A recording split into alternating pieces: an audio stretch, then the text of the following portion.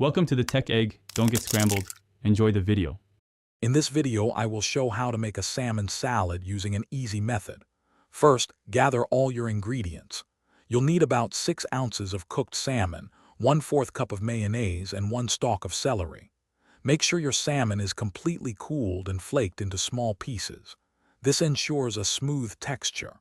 Also, chop any fresh herbs you plan to use, such as dill or parsley, to enhance the taste. Now let's combine everything. In a medium-sized bowl, gently mix the flaked salmon with the mayonnaise. Be careful not to overmix, as we want to maintain some texture. Next, fold in your finely chopped celery and any fresh herbs you prepared earlier. Finally, season your salmon salad with a pinch of salt and some freshly ground black pepper to taste. Adjust seasonings as needed for your preference. Hey everyone, quick break. If you're finding this video helpful, please consider subscribing and giving it a big thumbs up. And speaking of staying fresh, cooking can be thirsty work. Stay hydrated with an Owala water bottle, perfect for keeping your water cold. You can find a link to this fantastic bottle and other great deals in the description below.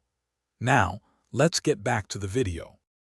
Once mixed, cover your salmon salad and chill it in the refrigerator for at least 30 minutes. This allows the flavors to meld beautifully. When ready to serve, you have many options. It's fantastic on crackers, toasted bread, or even in crisp lettuce wraps for a lighter meal. For an extra touch, garnish with a fresh lemon wedge or a sprig of dill. Enjoy your homemade salmon salad.